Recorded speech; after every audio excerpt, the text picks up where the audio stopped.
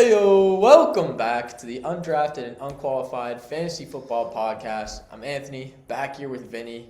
Last one before we have the NFL draft in just a few days here. We're getting excited. So today we're going to preview. We're going to do a little draft preview, favorite landing spots, and we'll go from there. Anything early that really sticks out to you? About the draft? About the draft, yeah. I was just saying before we just got started, it just feels, I hope I'm wrong for fantasy purposes, but it just feels like a overall weak class. I mean, obviously you have Jeremiah Love, who we'll talk about at the top of like a big fantasy name. We both think he's a beast. We've been talking about him for a couple months now, and I know everyone in the world is. But it just feels overall like a weak class, like especially the quarterback. Even Mendoza doesn't like stand out as, even though he's going to be the number one pick. So I think that's like the first thought. Yeah. Yeah, and we'll break it down when we get to each position, too. We'll go position by position. But I think it's interesting to think about that. Like, is there a guy besides Jeremiah Love at each position? You know what I mean? So I think that's an interesting thing, and we'll talk about it each. We do have some news, though, before we jump into, like, our favorite landing spots and stuff. So the news, we kind of got some bombshells this week out of nowhere. Mm-hmm. So the first one I want to bring up is Dexter Lawrence. Traded to the Bengals for the 10th overall pick. So the Bengals, I mean, some rumors there for the draft was if Jeremiah Love did fall. Mm-hmm. And we talked about it last week where if Love went there, that would kill Chase Brown and him probably. Mm-hmm. And now we don't have to worry about that. We'll see what they do the rest of the draft, but they got a stud at the defensive line position, and they need that. They need the defensive help. They also signed a couple guys in free agency, so they're making some small improvements. I personally like this for the Bengals, and I like this for the Giants too. Yeah. I mean, the Giants could genuinely come out with there's a lot of rumors about them going Jeremiah Love, but say they go Love or one of the receivers there, and then you get a guy like Sonny Styles, for example, at 10, 5 and 10, you're getting two studs, and I like that a lot, especially with the new scheme and everything. You want guys that you want as the head coach and things like that, so I like it a lot for both sides personally, but quite the bombshell and just fun to bring up at least. It is, and I agree with you. I think it's rare that you see a win-win trade in the NFL. I guess we'll need things to play out, but first look, it's I mean, I think in the Bengals' defense, you're not getting a player at 10 that's better than Dexter Lawrence right now. He's an all-pro defensive tackle, one of the best at his position. Mm-hmm. But at the same time, it gives the Giants flexibility. They can now go. They now have 2 picks in the top 10. They could go offense one and defense the other, and it sets them up really well with an already young team. So it'll be interesting to see what the Giants do with it. That's the first case of if they don't just pick some random guy that no one was expecting. But it definitely a cool trade. Yeah, we'll see who they take, but that'll be fun to keep an eye on. The other news, 2 pieces of news that came out today. First one, A.J. Brown is likely, not yet, but likely to be traded to the New England Patriots post-June 1st. There's the designation behind it. Contract stuff. Yeah, contract stuff behind that. So it would, about a month and a half from now, he would be a Patriot. Mm-hmm. They're all confirming that it's very likely at this point. It's likely A.J. Brown gets traded. I don't want to say it's definite. I think this kind of pushes the narrative even further, saying all right, we go from a 50% chance to, we might be closer to 80% now. Mm-hmm. But at the same time, what if a team comes in, gives a crazy offer? I'm a little worried about that. As a Patriots fan, I don't want to bank on it anyways. I feel like we always are in talks for a number 1 wide receiver, and then it doesn't happen. Yep. So I think this is probably the most likely situation. There's a great chance that A.J. Brown does become a Patriot. But I do want to wait until we get more confirmation. It sucks for the Patriots if they get him after some of the spring stuff goes on. But overall, I think it would be great for Drake May, great for the Patriots. I think a move could be made. Maybe a receiver goes back in the trade because we do have a lot of outside receivers. So that's a thing. But overall, I think it's an upgrade for Drake May, upgrade for A.J. Brown for sure. Definitely an upgrade for Devontae Smith if he's to leave. I think it's going to be interesting, but I want to be a little patient, just as a Patriots fan at the very least. I want to be patient. I like you. I appreciate your biased take of like, you want to be, I respect it, but I'm going to be the first to say A.J. Brown is a New England Patriot. It's confirmed. In my reading of the tweet, Adam Schefter basically worded it, every word he said went to A.J. Brown will go to the Patriots. But of course, he's the biggest insider in the world. He doesn't, if he's wrong, then it's like comes back to him, oh, Schefter said it. So it was all worded in a way that like not official, but it is official. And then all the other reporters like Rappaport, Ari Merov on Twitter, they all just confirmed. Like, so I think it's 100%. I like your call of like, maybe not the Pats. I think it's 100% chance he gets traded. I think like, so he too. will be gone. I think so too. But I very much think it will be the Pats. Which will be, for fantasy purposes, massive. I think, that you saw what they did with Diggs. They kind of brought him out of, like, older season. He still produced very well for him. He was a productive fantasy receiver as well. So, AJ, that could be nuclear. Like, in a Mike Vrabel-led team again. We saw what he did in Tennessee with Vrabel. So, this could be huge. Yeah. And I hope it gets done. Yeah. I mean, Diggs is older. Yeah, no, for sure. And then also, he wasn't utilized as heavily as I think A.J. Brown could be. He would just, sky's the limit. I think the other thing is, I agree. I think most likely the Patriots. But it's kind of the only team we've heard of right now. Now with this, I wonder if other teams will butt in, especially after the draft, and say, hey, we didn't get a guy we wanted. Is A.J. Brown available? This is a price we're willing to give up. So I'd be curious there. I know the Rams were rumored a little bit and then almost immediately backed off. So that's just something to consider. But yeah, it's big news though. Yeah, like, that it's could definitely shift big a lot news for fantasy. I mean, AJ Brown's already a big name, and he had a down year now. Yep. New spot, new quarterback up and running. So and we'll talk more once it officially happens. Yep. And last piece of news: Trent Williams extended. Decent deal for the 49ers. I think a 2-year deal. Great news. Great news for Brock Purdy. Great news for Christian McCaffrey. Just good news for the 49ers offense as a whole. Just wanted to bring that up. Not much to touch upon otherwise. Well deserved. Yeah, for sure. Okay, so what we're going to do with our draft preview today, we're getting into this now. We're going to go position by position. So quarterback, running back, wide receiver, tight end. Basically, we're going to list off 3 teams we've come up with together, kind of saying, hey, this would be a great landing spot for anybody of the position. And then we're going to do kind of our favorite pairings. So a guy we like and where he could end up and why, and we'll talk a little bit about why that's such a favorite for us.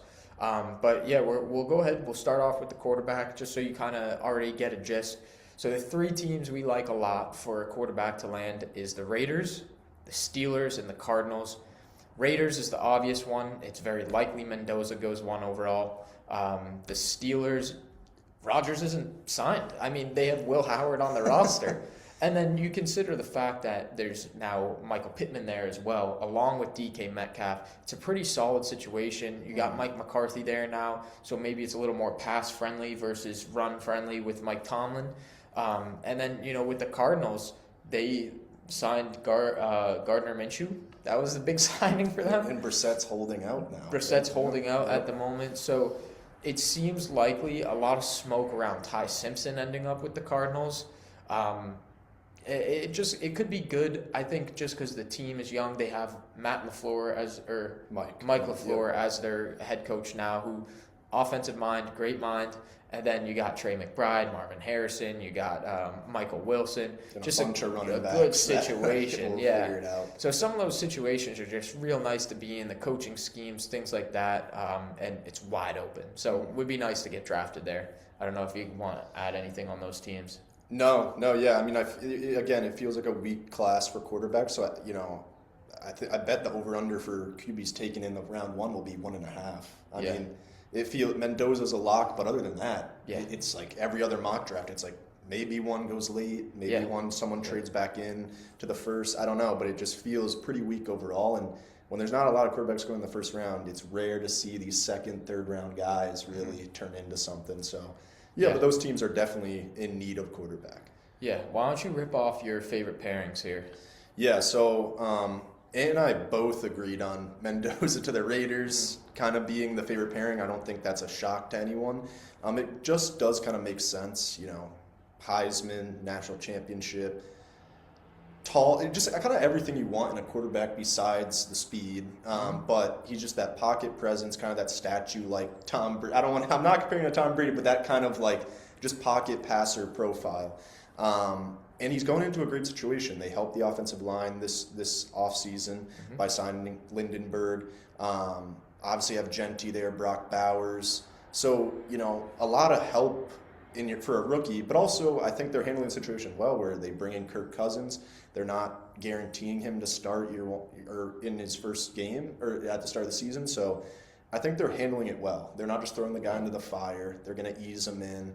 Probably know he needs a little development, but that just feels like the obvious pairing.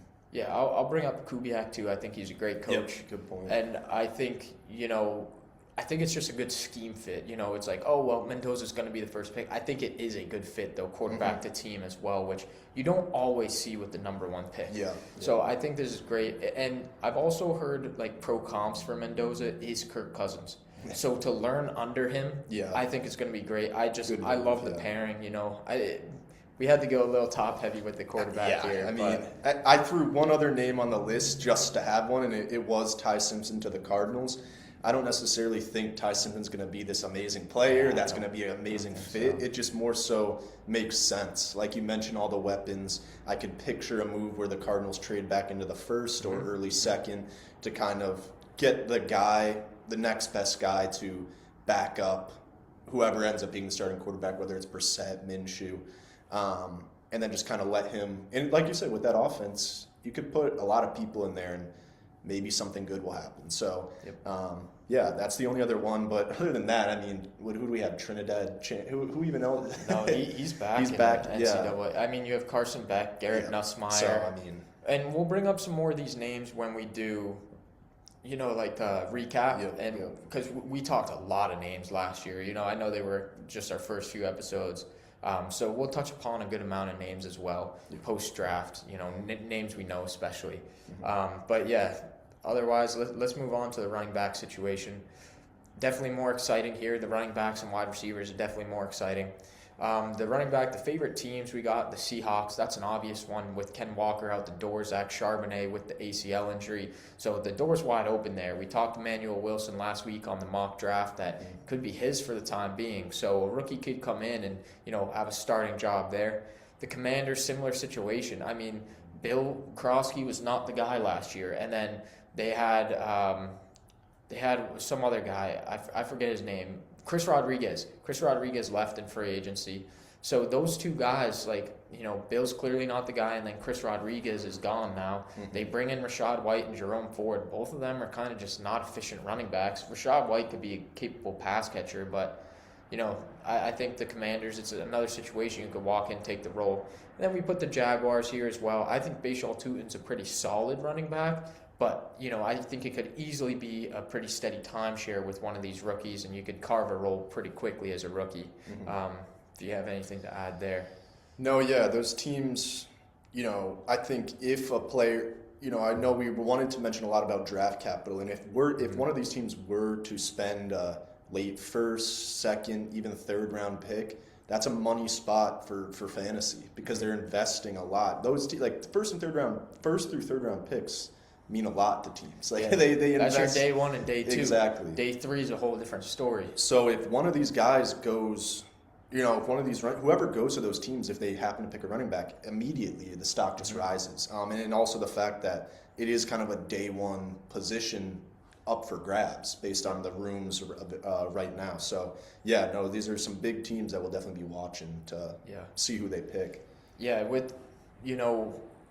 going to talk about Jeremiah Love, both of us, and then we each have another name as well. But, behind Jeremiah Love, who's the clear running back one in this draft, there's about 5, maybe 6 other names where you could argue just about all of them are the RB2. So, I know I have a guy I kind of like as my RB2 from, minimal scouting. I won't say I went out and did a ton of scouting, but Yeah. from minimal scouting, I have a guy who I really like, who I'm going to bring up as potential RB2. But if he's drafted on day 3, all of a sudden, I don't like him as much for fantasy football. If he goes 32 to the Seahawks, well, now all of a sudden, whoever goes there, regardless of what your rankings are, whoever goes there 32 or whoever goes in the second round, third round, like, you kind of got to boost them up just because they have that draft capital, especially for a running back. So that's kind of the situation here. Obviously, Jeremiah Love is going to have a lot of value. He's going to go in the top 10 in the draft. So we'll start there with him, and then we'll hit the other guys. What are you thinking for Jeremiah Love and your favorite pairing? Yeah, like you said, I think this is the name that everyone's watching early in the draft because he will go early in the draft. It's getting harder and harder day by day to see him fall out of the top 10. So for the team that I think would be a great fit inside the top 10, I'm looking at the Tennessee Titans at 4. And I think he is worth that early of a pick. You're seeing all this stuff I've noticed, past 30 years, every team who's picked a running back in the first round in the top 10 hasn't been to a Super Bowl in that time period. Interesting. So I think it's maybe teams will start to look, but then when guys come up like this, you just can't pass on them. Someone else is going to get them. A better team that's playoff ready will get them, and then you'll see what happens. But to get back to the Titans, I think, with Robert Saleh being the head coach there, Brian Dable now being the OC, I think we're going to see a revamped Titans team. And I think that has a lot to do with coaching. I think, pairing well with Cam Ward being another, going into his second year, provides him some insurance. So I think that would be a great pairing, and also just for fantasy relevance, Tajay Spears had his shot. Tony Pollard's at the end of the road.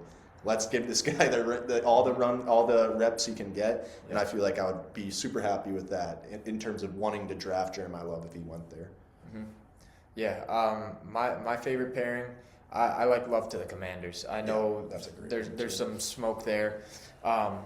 Honestly, I don't think he gets past that. I think probably most likely Titans or Commanders, maybe the Giants, especially now that they have 2 top 10 picks. I wouldn't be surprised if he goes 5. I hope not, but I think there's a good chance he could go there. But yeah, Jaden Daniels, you have Terry McLaurin, you have a pretty solid offense there with the Commanders, and I really do think that backfield would be his. Maybe Rachaad White comes in, that change of pace back. It's crowded a little bit, depth-wise, but I doubt all of them make the team at the end of the day. I think Bill Krosky's probably the one who gets cut, or Jerome Ford, either or. So I think that backfield becomes his true workhorse. And, if the Commanders get back to that form from, 2024, then... NFC Championship Commanders. We're talking about a really good team here 2 years ago. So yeah, and Chigakonkwo, too, just to improve the offense. So I just like the situation for him there. Yeah, and then just to point it out, I think we both agree, we'd be very surprised if he gets past 10. Mm-hmm. But Ann pointed out to me that in a past mock draft a month ago, I was talking about the Cowboys and how they're always in, everyone's like, oh, imagine, and it was more during their elite O-line days, they're like, oh, imagine if the Cowboys got a nice running back after Zeke, when Zeke left. And it's I feel like they're always in the hunt, and I don't think, if he gets to 12, I don't think they can pass on him. I'm not scared of Javonte Williams on a 1-year deal. That you don't pass on Jeremiah Love for Javonte Williams on a 1-year deal. So I think his lowest he will go is 12. Lowest he'll go is 12. Yeah. I think that would be a really cool fit as well, just a high-powered offense and throw Jeremiah Love in the mix, and we just got Zeke 2.0. So I doubt it happens, but I would just watch for the Cowboys to pick a running back early in this draft. I think it could happen. Hey, that would be a fun fit. I think my only concern is now that they extended Javonte Williams is why they'd be we'll go to a position of need. Yeah. But yeah, I doubt he gets back past 10. I think we're both in agreement of that. But fun name to bring up.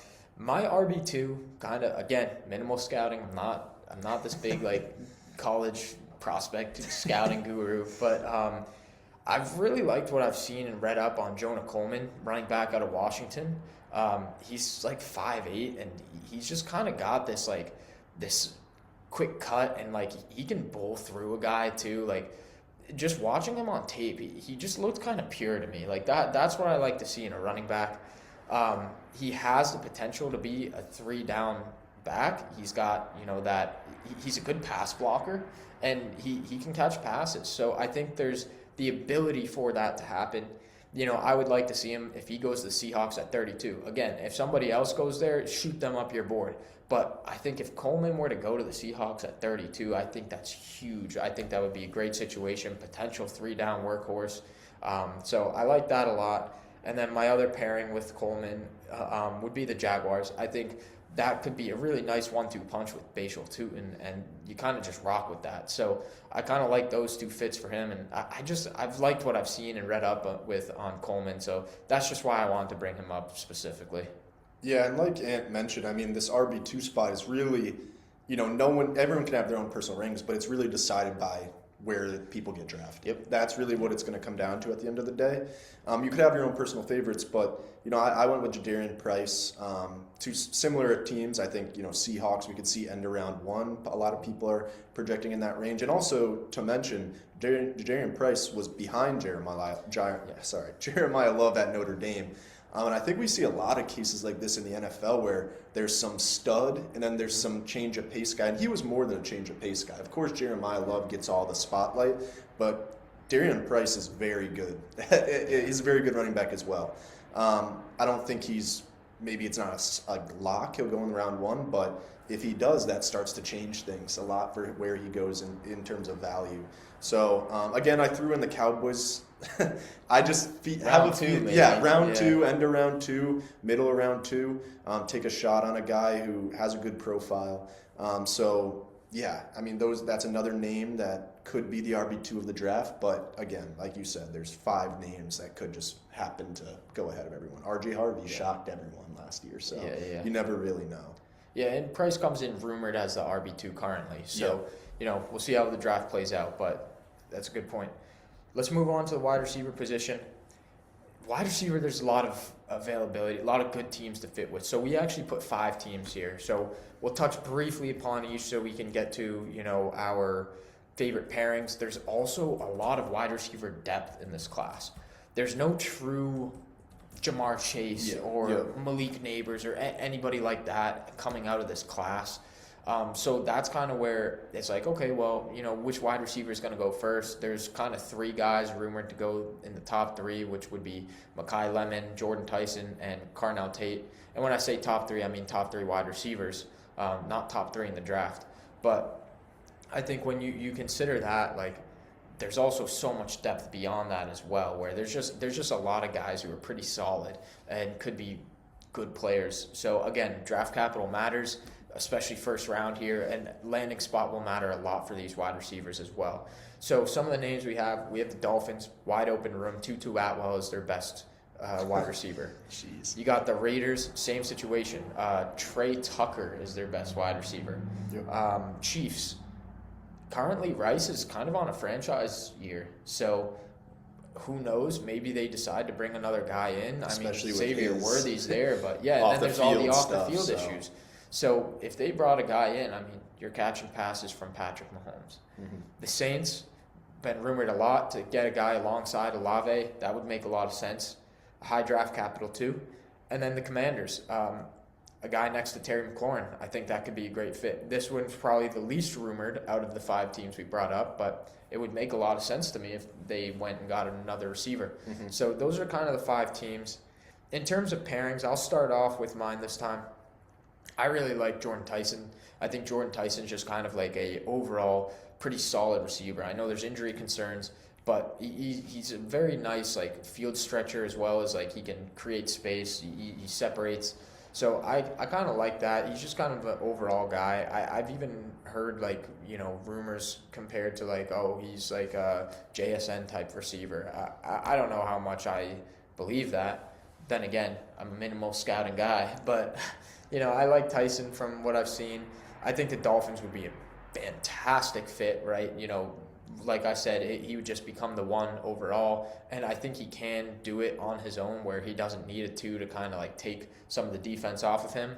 And then I like the Chiefs as well for a fit, right? I think anybody catching passes from Mahomes would be great. And this is kind of a guy they don't have yet, where Worthy's a deep threat. You have Rice as a slot guy. Then this is kind of your ex, like the do-it-all kind of guy. So I think Tyson could be a good fit there. And yeah, I mean, it's Patrick Mahomes. So That would be if the Chiefs go receiver early. That would shock. They I could. think I would They be could. surprised, but that would be very exciting for fantasy, and that's kind of what we're looking for besides our own team. So, Yep. no, yeah, I like it. My first one that I'll talk about is Carnell Tate. I think another Ohio State receiver, and everything I was reading up on is that people are going to be more and more shocked if this guy also falls out of the top 10. He seems to kind of be a lock for somewhere inside the they're top 10. saying top 8 now. Yeah, I mean, his stock has really risen. And I think that's, again, because we've seen people kind of sleep on Ohio State. Not sleep. I'll say that with a little bit of caution because, of course, there's these huge names that go early. But, we saw it with JSN where it was like, he didn't have a monster year to finish his career in college. He kind of slipped to that back end of the first, 18, 19 He was range. like 20-something. Yeah, even in the low 20s. Yeah. And now we see what he's doing. So not to make the comparison, but, schools, I think, do matter a lot in these profiles of Ohio State just produces good NFL wide receivers. And Carnell Tate is an outside guy. He's not slow by any means. I was just looking at his 40 time. I think he was in the 4.5. So, I mean, not crazy, not Xavier Worthy numbers, but still, it's an okay time. And I have him, I think a good pairing would be to the Giants. I think, trading up for another first-round pick, maybe they didn't have that exactly in mind, but now it gives them, like we said earlier, flexibility to go offense then defense. So who knows what that means? That means, do they go defense at 5 and then hope Carnell Tate falls to 10, or could they go Tyson? They have flexibility, so I think the Giants are a definite landing spot for a receiver to go there. And I also mentioned the Saints because I believe they're pick 8. Yep. And I was looking at comparisons. A lot of people are comparing Carnell Tate to a Chris Olave type build, and I think that would Ohio help. State? Yeah, both Ohio State guys, and we've seen Olave be a very productive player as well. So I think Carnell Tate is the one in this class in a lot of people's eyes, but like you said, there's a lot of, who knows what's going to happen. You kind of need to see it play on the field. Yeah. I also want to mention, too, neither of these teams we're going to bring up today, but they're rumored a lot for receivers, is the Cleveland Browns and the New York Jets. Both of them would just, you don't want to see them there. Like, if we see one of these top receivers go there, like, it's not going to be great for fantasy purposes. Even so the there's Dolphins, the reason I we would left throw them them out. in that mix. I'm not confident in Malik Willis supporting. I'm not that confident, but it's like the Jets and Browns are just bad franchises. No, you're right. You're right. So there's a little difference there. I think after this year, the Dolphins might be in that mix because they've low-key kind of ruined some really good teams with Tua and not Tua. I mean, Tyreek was great. Oh, like, he you was. Still had him be but great. how did Same they with have Waddle. 1 year where that all worked together and all of a sudden they fall off a cliff? Like I think I- they're a poorly run franchise. Yeah, maybe. I think the Browns and Jets is just forever. They're the outliers. So, like no one will ever top So them. I think the other. So we each have another name too. My next name is Denzel Boston. I think he's also from Washington, so I'm bringing up 2 Washington prospects. He's a big body receiver, so he's that guy who can do the contested catch, just that big body presence on the field. I think that would work well with the Raiders. Like, imagine, top of the second, or they trade back into the first and go get Denzel Boston to pair with Mendoza. Then you get Mendoza, Denzel Boston, Bowers, Genty, improved O-line. Like, Trey Tucker is your 2, fine. And then they have some of those other younger guys they drafted last year. So I just like the fit, the big body presence. He can be a 1, in my opinion, based on his size and build. So I like that fit a lot. I like that too. Anyone to the Raiders would be nice. So my second guy is going to be Mekhi Lemon, and this is more of a slot profile, and I took that I kept that in mind with the teams I kind of liked for a pairing, and this one is maybe calling a shot, but I like him to the Eagles. I think if we see the Eagles go receiver early, and a guy falls like Mekhi Lemon, who a lot of people like. That could just put the nail in the coffin that A.J. Brown's gone, but it also could just open a lot of opportunity for whoever that is. And if it's Mekhi Lemon, I think it fits really well where it's a slot kind of profile, like I mentioned. Then Devontae's now the number 1 on the outside with A.J. gone. And I think it just could be a really good fit where maybe you won't miss A.J. Brown that much because Mekhi Lemon's really good. But he's no A.J. Brown, but I think that'd be a cool fit.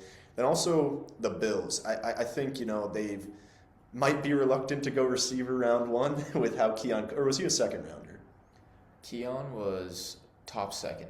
Okay, so early pick, maybe they kind of got burned on that one. But again, we just haven't seen Josh Allen have a stud receiver again since Stephon Diggs left a couple years ago. So I don't know. I'd like to see. This is more of like what I'd like to see. My favorite pairings. I think that's what I took approach to. But I'd just like to see the Bills go out and get one of these like Carnell Tate, Jordan Tyson, and Mekhi Lemon. And Lemon feels like the most realistic based on where these guys are projected to go. So those would be two really cool fits for him. Yeah, I honestly don't think Lemon gets that far. But hey, we're not making predictions here. Let's be clear. These are just our favorite pairings if they were to happen. And, if we're right on any of these, like, maybe we'll talk about it. Oh, hey, we were right about that one. But that's not like a Mendoza to the Raiders, right? We all know that. But called it. If one of these things happens, like, it could be fun to, just bring up like, hey, like, I like that fit. Now here's why I like it even more. Draft capital, whatever. Yep. Lastly, we have the tight ends. 3 teams come to mind when we think about, who could be a good fit. The first one is the Carolina Panthers. No tight end. They haven't had a tight end since, Greg Olsen, really. Yeah, wow, that's crazy to think about. So it's been a while since they've had a good tight end. You have Tet McMillan. You're trying to improve this team. They just won the division. So, I like the Panthers as a potential fit, and they're at 19. This is a fine spot to take the first tight end off the board. You got the Chiefs. Who's the next guy after Travis Kelce? Again, catching passes from Patrick Mahomes. And then you got the Broncos, where I know Sean Payton just wants another guy. Like, he hasn't been happy with Evan Engram, it seems. And they said in the offseason they wanted to spend at the position. So I think that could be a good spot for somebody to get drafted to, And then you have Waddle and Sutton on the outside, and maybe, Troy Franklin in the slot, something like that. But I think it could be a good fit there. Like, the Broncos are a pretty solid team, so I don't mind that at all. If you want to go ahead with your first guy. Yeah, the team that you mentioned that I am most intrigued by going to get a tight end is the Chiefs, just because of the reason of maybe not more recently because of guys like Laporta, Bowers, who did it in year one, but the kind of path for rookie tight ends has been wait a couple years and then go break out. Like we saw it with Trey McBride. Of course, these are the best of the best. This doesn't happen with everyone, but that's kind of been the path. And I think it would be a great fit for Kenyon Sadiq to go to the Chiefs. I know he's a projected first-round pick, and I know they're thinking about trading up. That obviously wouldn't be for Sadiq at in the top 10, but if they somehow get back into the first, or maybe he fall, I don't know. There could be a lot to happen, but again, this is favorite pairings, not maybe super realistic. But I think it would just be the successor to Kelce. I think that would make more sense than going out and getting a receiver, in my opinion. I think, Kelce every year, it's like, is he gone? Is he gone? It just feels like the next year's probably it. They're on sort of the downswing rather than up. So Kenyon Sadiq's just a freak of nature. He kind of has that profile that everyone's talking about with Harold Fannin, but at like an elite level where people want him in the first round, where Fannin fell to the second, I believe. So Kenyon Sadiq's an animal. Wherever he goes, I think we'll be like looking for that landing spot to feature opportunity in year one. And I think to the Chiefs, like you mentioned for their receiver, anyone who's catching passes for Patrick Mahomes immediately takes an uptick in value. But Sadiq just kind of having the profile of being this freak of nature who's basically a receiver playing tight end, like Kyle Pitts, it can, that would be shoot up my board in terms of dynasty value, year one value. It would just, that'd be super exciting to see him go there. Yeah, and, tight end's a pretty thin position where I think there's really 2 names that I'm very familiar with. Then there's probably some other names down the board I don't know as well. I think Sadiq, it's going to be interesting. Again, draft capital is going to be big for these 2 guys. I'm about to mention the second one. Draft capital is big. So if Sadiq were to go at 9, you get him everywhere, right? That's crazy. If he falls late first, we're having a different conversation here, but he is an athletic freak. My name is Eli Stowers, which is the tight end from Vanderbilt, right? I think he's profiling. I'm hearing some teams are like scouting him as a wide receiver. So some teams are in on him as like this guy who's just a great pass catcher. He's a big dude too, and he's pretty fast. So I think, Eli Stowers is really intriguing to me. Could he be a wide receiver? Could he be a tight end hybrid kind of thing? I was reading up a little bit on his profile, and they were saying he'd be a good fit in 12 personnel, which is 12 means that's the 2 tight ends there. So I'm thinking with some of my research I've done, I think Stowers to the Patriots or Eagles would be great, depending. And it was originally the Patriots, then we found out the AJ Brown news, and now I kind of like the Eagles as a fit too. Yeah. So I put both in. Just why not? We'll keep both situations. But imagine Stowers as a Patriot, and then he's a big body dude. You have another guy along with Hunter Henry. They like the tight end position there. Mm-hmm. If AJ Brown doesn't go there, well, now you're feeling good about Romeo Doubs being your number 1 wide receiver. Mm-hmm. And then for the Eagles' purposes, if A.J. Brown is gone, well, you draft Stowers. Now you have Stowers and Goddard, along with Devontae Smith and whoever else you want on the outside, such as I know they brought in Hollywood Brown. So I think they brought in somebody else too. Oh, they just traded for Wicks, we brought up last week. But, you're feeling a lot better in these 12 personnel situations, or even put Stowers on the outside. I just like these fits. I think it could be super fun to see Stowers with the Patriots or Eagles, and, we'll see. Draft capital will matter. And I think it's interesting that we both, for our favorite landing spots, pick teams that already have established tight ends, because I think, like I mentioned, that's the path for these tight ends. These aren't, Brock Bowers, generational talent type guys. They might not jump onto the scene and crush it right away. So I think for these types of players, the best long-term fantasy relevance might be to go to a team where they are blocked a little bit and then learn year 1 and then jump into that role year 2. Yeah. So it's tough to project weighting on a player. It sucks, but I think that has worked in a lot of cases. And for these guys especially, kind of the freaks of nature, like we've talked about, it could work out really well. Yeah, I think I also want to point out lastly, there's a reason we bring up some of our favorite team landing spots. Because if a guy goes in there, he goes into a great situation. Mm-hmm. And, we're going to keep saying draft capital matters. It absolutely does. If the Panthers take one of these guys at 19, I'll be excited about that too. Sadiq, I think our really pairing, though, is just our pairing is for these players, and we like these players too. That would be a sick spot for them to land. Yep. But, Sadiq, like you just said, Sadiq to the Panthers would be huge. I mean, imagine Sadiq and Tet on the same offense. That could be a lot of fun. So we'll talk more next week about where they go. But yeah, you already know the Browns and Jets are just gonna fuck it up and take one of these guys. Everyone's gonna be down on them, and it's gonna suck. But you just gotta be prepared for that to happen. Yeah, and then we'll deal with it. Well, maybe they'll shock the world. I don't know. Hey, there's a lot of rumors for Carnell Tate to the Browns at 6. That's kind of the big name there. O-line is a big rumor as well. Mm-hmm. But yeah, that would sting if Tate ended up at 6. Either way, we will go into depth. We'll go next week. I'm looking here at the wide receivers we had from last year, and we had what looks like almost 20 names. And then we kind of picked, our favorites based on landing spots, we're up on this guy based on where he went, or we're down. So we did that for each position. We'll probably do QB and running back, and then we'll do a wide receiver tight end episode. We'll see what happens from there. But yeah, I think we're going to be doing that. And then, after that, we'll do some rookie hot takes again. I think that was a really fun episode last year. So we're more seasoned now too. We know how to how stuff. We can't just be everyone loves this. Everyone loves Travion. Yeah. Maybe not. So we'll have some fun. I mean, we'll go over those again from last year before we give our new ones for this year. But yeah, we'll definitely start with QB running back. I think.